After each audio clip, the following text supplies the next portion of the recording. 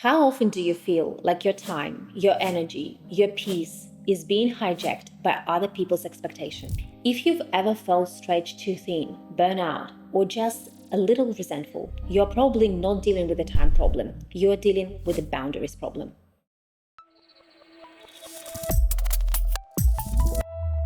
In this video, I will give you clear strategies and actionable steps that you can start taking in order for you to start protecting your energy, elevate your performance, and build a life that you actually feel good in. Let's get into it. Boundaries are not about pushing people away. They are about protecting what's important to you. And that is where many people get it wrong. They see it all or nothing. Either I put everyone else first or I am selfish. I will now show you that it doesn't have to be like that. It doesn't have to be black and white. You can have both. The American Psychological Association tells us that people with healthy boundaries experience lower stress, better mental health, and stronger self-esteem. And yet, we are still scared to say no. We don't want to disappoint other people. We've been trained to equate kindness with constant availability. But you have to remember that our world has changed significantly over the last 50-60 years.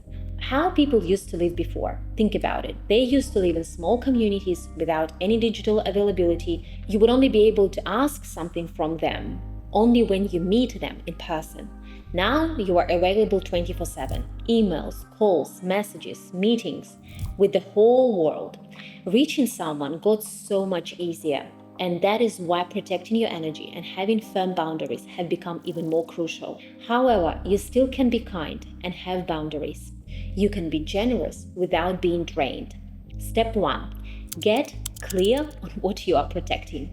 Before you set a boundary, you need to understand what exactly you're actually protecting. Ask yourself, what has been draining me lately?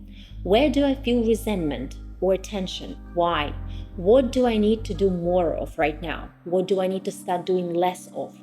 Clarity is powerful.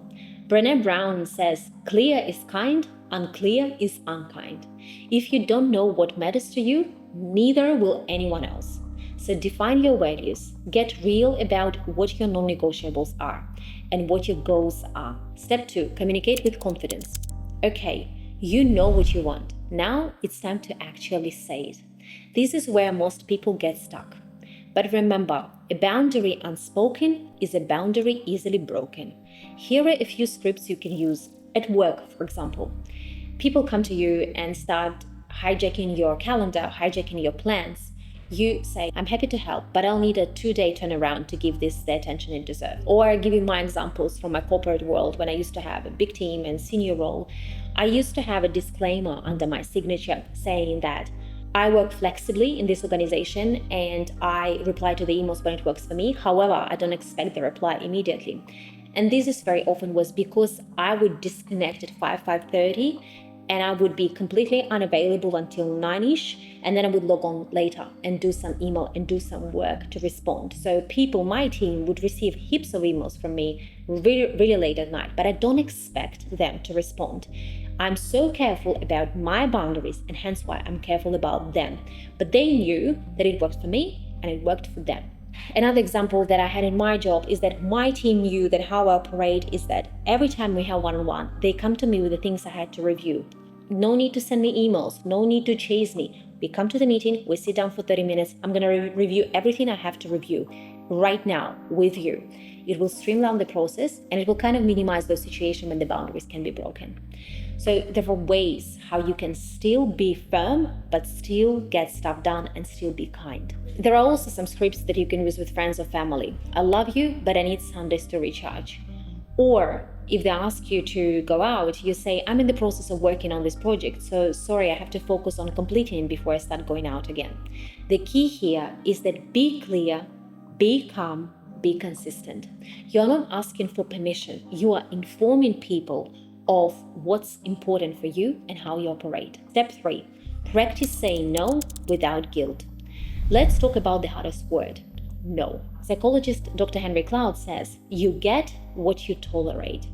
If you're always tolerating late texts, missed deadlines, emotional dumping, or cross lines, it's time to raise your standards. Try this. I'm not available for that right now, or that doesn't align with my priorities at the moment. Even better, say I don't instead of I can't. Research shows that people who say I don't are actually more successful at holding boundaries because it sounds firm and confident. So instead of saying I can't check emails, say I'm just a person who doesn't check emails after 6, or I don't work weekends. Own it. Language shapes reality. Step 4. Expect resistance, but stay firm. Here is what no one tells you. The people who won't like and you are the ones who didn't want you to have boundaries in the first place, because they probably used to benefit from you not having those.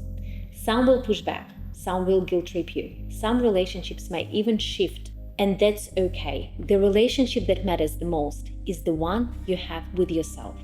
At first, you might feel guilty and you will feel uncomfortable. That's not a sign you're wrong. That's a sign you're doing something that you are not used to doing. You're doing something new. And every time you honor your boundary, you teach people how to respect you and you build self-trust. A big tool here that helps to build good boundaries is to develop that courage to be disliked. The main thing for you to remember is that you don't need to be liked by everyone.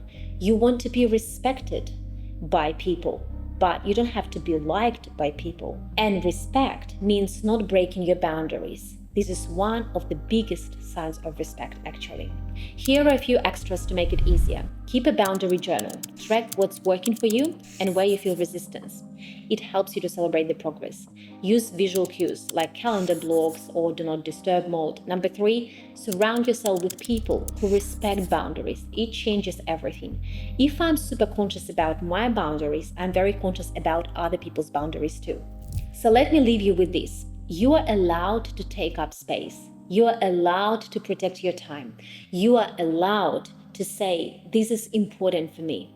You are allowed to say no and still be a good person. Building boundaries isn't about being rigid. It's about being real. When you start living in alignment with your values, everything gets better. Your relationships deepen, your energy grows, your peace returns. Having solid boundaries in place is one of the big things how to protect your energy and biggest tools. But if you feel like you have too much on your plate and on your mind and you don't even know where to start, my video is here about overwhelm will help you to get it fixed. As always, rooting for you, for your success, for your growth. And I'll see you on the other side. With care, Anna.